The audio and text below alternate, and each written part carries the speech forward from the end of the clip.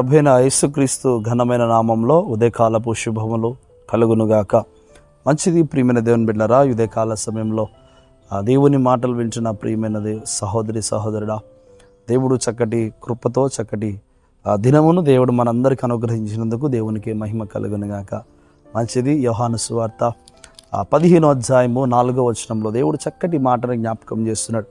సువార్తలు అనగానే అర్థం ఏమవుతుందంటే, దేవుడి లోకానికి వచ్చి ఈ లోకంలో ఆయన ప్రయాణము, ఆయన చేసిన కార్యములు ఈ సువార్తల్లో లెక్కించబడుతుంటాయి.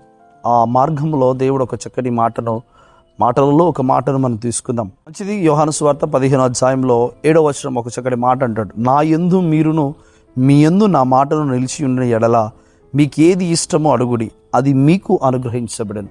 మంచిది ప్రియమైన దేవుని బిడ్డలారా, దేవుడు చక్కటి మాటను జ్ఞాపకం చేస్తాడు. మొట్టమొదటిగా ఈ మాటలో ఆయన ఏం చెప్తాడు, నా యందు మీరును మీ యందు నా మాటను నిలిచి. మా యందు మీరును అంటే మనము దేవుని యందు నిలిచి ఉండాలి. దేవుని యందు నిలిచి ఉన్న వారి జీవితంలో దేవుని మాట నెరవేర్చబడుతుంది. ఇక్కడ దీనికి అర్థం ఏంటంటే, నా యందు మీరు అంటే దేవుని యందు ప్రతి క్రైస్తవుడు, దేవుని మాటలు వింటున్న వారందరూ ఏం చేయాలంటే దేవుని యందు మనం నిలిచి ఉండాలి. దేవుని యందు విశ్వసించి నిల్చుండాలి. దేవుని యందు నిరీక్షణ కలిగి నిల్చుండాలి. దేవుని యందు పట్టుదల కలిగి నిల్చుండాలి. దేవుని యందు బలము కలిగి నిల్చుండాలి. పరిస్థితులు ఎన్ని వచ్చినా దేవుని యందు నమ్మకముగా మనము నిలబడి ఉండాలి.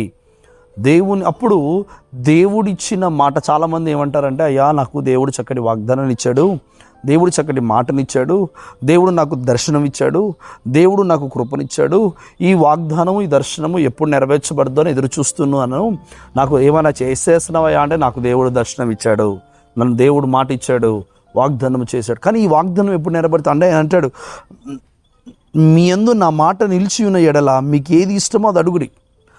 దేవుని మాట మన యందు నిలిచి ఉండాలి అంటే ముందుగా మనము దేవుని యందు నిలిచి ఉండాలి. అసలైన కార్యం ఇది.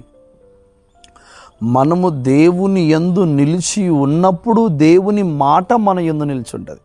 మనము దేవునితో నిలవకుండా, దేవునితో మనం జీవించకుండా, దేవునితో ప్రయాణం చేయకుండా, దేవునితో మన జీవితాలు కొనసాగకుండా, మనకి నచ్చినప్పుడు, బాధ వచ్చినప్పుడు, దుఃఖం వచ్చినప్పుడు, వేదన వచ్చినప్పుడు, బలహీనత వచ్చినప్పుడు దేవుని సన్నిధిలో దేవుని సన్నికములు పట్టుకొని మనం నడిచినప్పుడు ఈ మాట, దేవుని మాట మన యందు నిలబడవు. కానీ దేవుడు చెప్తున్నాము, ఆయన యందు నిలిచి ఉన్నవాడు, నా యందు మీరును మీ యందు నా మాట ఉంటుంది. నా యందు, దేవుని యందు ఎవరైతే నిలబడతారో వారి యందు దేవుని మాట నిలబడుతుంది. కనుక అప్పుడు మనం ఏది అడిగిననో దేవునికి ఇస్తాడు.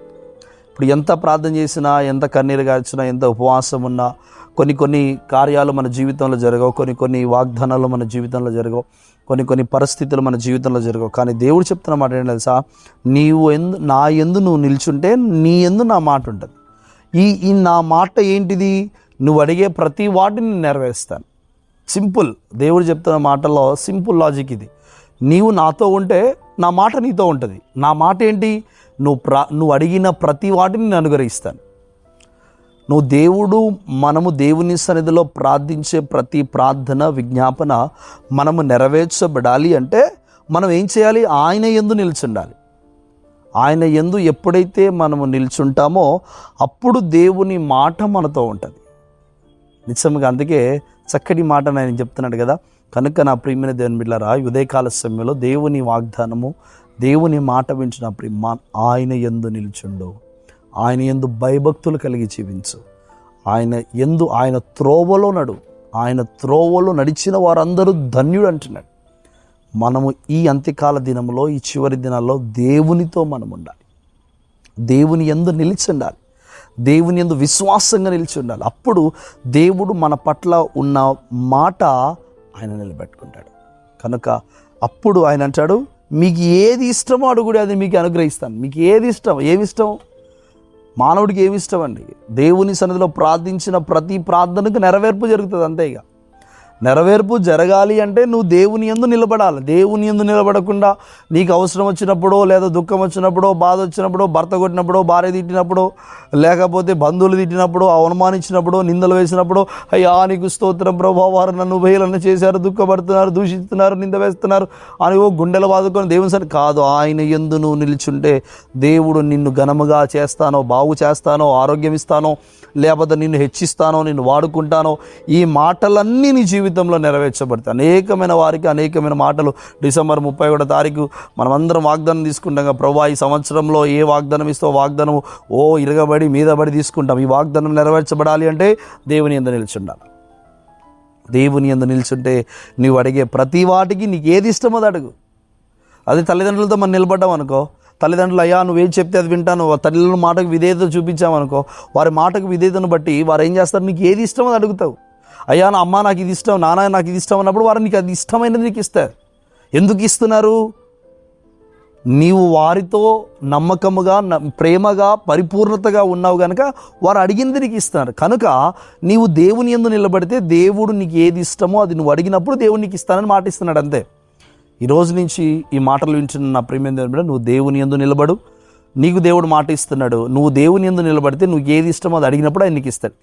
కనుక ఆయనకి ఇష్టానుసారంగా ఉందాం, ఆయన యందు నిలబడదాం.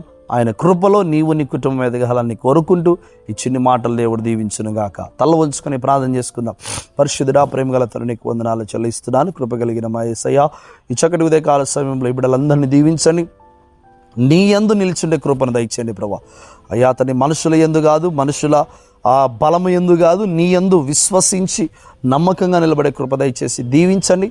కావలసిన దీవెలతో నింపి బలపరిచి తోడుగడం యేసు నామములో అడిగి వేడుకుంటున్నాము తండ్రి. ఆమేన్. మంచిదమ్మా. దేవుడు మిమ్మల్ని అందరినీ దీవించును గాక. ఆమేన్.